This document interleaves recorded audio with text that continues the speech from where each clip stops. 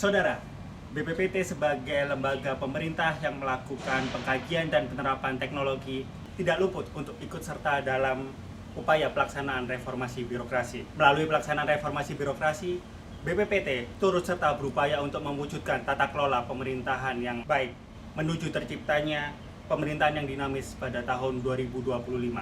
Begitu pula untuk BBTA 3 atau Balai Besar Teknologi Aerodinamika, Aeroalistika, dan Aeroakustika yang merupakan salah satu unit kerja di BPPT di bawah kedeputian Teknologi Industri Rancang Bangun dan Rekayasa. BPTA 3 telah dan sedang melakukan upaya perbaikan dalam mewujudkan pelaksanaan reformasi birokrasi. Saudara, saya Yudiawan, sekarang saya berada di kawasan Puspitek Serpong, tepatnya di depan pintu masuk BPTA 3. Saya akan menyajikan secara eksklusif untuk Anda apa yang telah, sedang, dan akan dilakukan BPTA 3 dalam pelaksanaan reformasi birokrasi. Ikuti saya selengkapnya.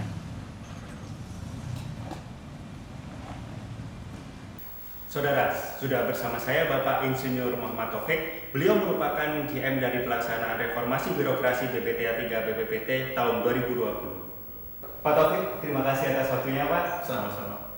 Mohon maaf Pak, sebelumnya saya ingin mengkonfirmasi apakah benar saat ini Pak Taufik menjabat sebagai PLT dari Kepala BPTA 3 untuk menggantikan sementara Pak Fadilah Hasim yang sedang mengikuti diklat di Lemhanas. Ya benar. Jadi kebetulan saat ini Pak Dr. Fadilah Hasim sedang mengikuti diklat di mana, sehingga saya ditunjuk sebagai pelaksana harian kepala BPTA 3 selama 2 bulan dari pertengahan Agustus hingga pertengahan Oktober tahun ini. Wah, kebetulan sekali. Berarti apa yang saya dapatkan eksklusif hari ini merupakan representasi dari Kepala Pimpinan BPTA 3. Pak Taufik, Ya. berkaitan dengan pelaksanaan reformasi birokrasi, seberapa pentingkah reformasi birokrasi terutama di BPTA 3 saat ini? Sehubungan dengan kegiatan BPTA 3 sebagai unit pelaksana teknis yang melakukan kegiatan pengkajian dan penerapan teknologi dengan produknya layanan teknologi dan inovasi bidang teknologi A3, yaitu aerodinamika, aeroelastika, dan aeroakustika, sesuai juga dengan tuntutan dari revolusi industri 4.0 dan society 5.0. Betul. Ya, serta perkembangan teknologi yang sangat pesat saat ini.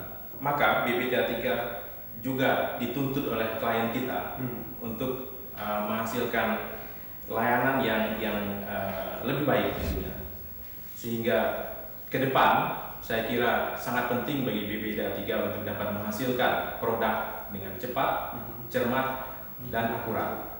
Sehingga sesuai dengan ruh dari reformasi birokrasi untuk menghasilkan suatu pemerintahan yang dinamik, sehingga reformasi birokrasi ini menjadi salah satu tools, alat yang memungkinkan BPTA 3 untuk mencapai tujuan tersebut. Oke.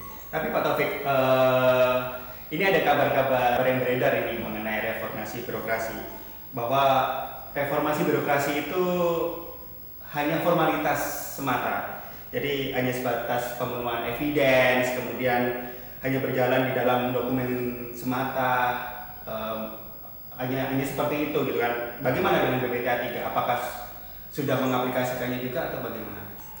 Jadi mungkin benar ya, di luaran kita melihat banyak pandangan yang menganggap reformasi birokrasi itu hanya sebatas pemenuhan evidence. Tapi kami di sini di BPTA 3 tidak memandang pelaksanaan reformasi birokrasi hanya sebagai pemenuhan evidence atau sesuatu dokumen yang dapat direkayasa. Karena bagi kami reformasi birokrasi adalah suatu keniscayaan, terutama bagi suatu lembaga pemerintah di Indonesia yang dituntut untuk menghasilkan satu tata kelola pemerintahan yang baik dan efisien. Jadi bagi kami di sini kami berusaha melakukan reformasi birokrasi dengan sebaik-baiknya untuk menciptakan satu tata kelola pemerintahan yang baik, bukan sekedar pemenuhan evidence. Gitu. Dan menurut catatan saya nih, Pak Taufik, itu terdapat 8 area perubahan dalam pelaksanaan reformasi birokrasi. Yang pertama, manajemen perubahan, kemudian deregulasi kebijakan, yang ketiga penataan dan penguatan organisasi, yang keempat penataan tata laksana, yang kelima penataan sumber daya manusia, yang keenam penguatan akuntabilitas kinerja, yang ketujuh penguatan pengawasan, dan yang terakhir yang kedelapan peningkatan kualitas pelayanan publik. Nah, dari 8 area perubahan tersebut atau 8 poin mengenai reformasi birokrasi tersebut, fokus perbaikan yang akan dilakukan BPTA 3 yang bagaimana, Pak? Jadi kami sadar dalam 8 area perubahan yang dicanangkan dalam reformasi birokrasi itu ada 8 hal yang sebenarnya tidak bisa dipisahkan satu sama lain.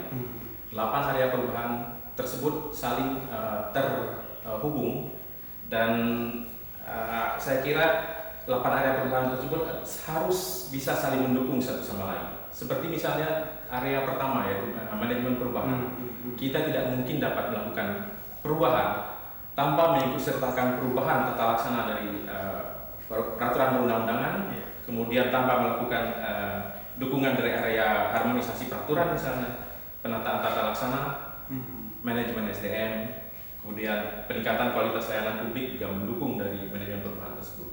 Saya kira kita juga dalam melakukan penataan SDM memerlukan pengetahuan awal tentang bisnis proses dari satu institusi seperti kami, sehingga tidak ada satu area pun di dalam 8 area perubahan tersebut yang bisa dilaksanakan secara tersendiri. Jadi 8 area berkesinambungan gitu ya, Pak? Ya, harus terintegrasi dan berkesinambungan satu sama lain. Berarti Pak Taufik, kalau yang saya tangkap ya dari penjelasan Pak Taufik itu kan bahwa pelaksanaan RB di BPTA 3 itu menyasar pada isu-isu ataupun kejadian khusus gitu yang berada di BPTA 3 yang nanti akan dikolaborasikan atau akan dihubungkan dengan 8 area perubahan reformasi birokrasi tadi.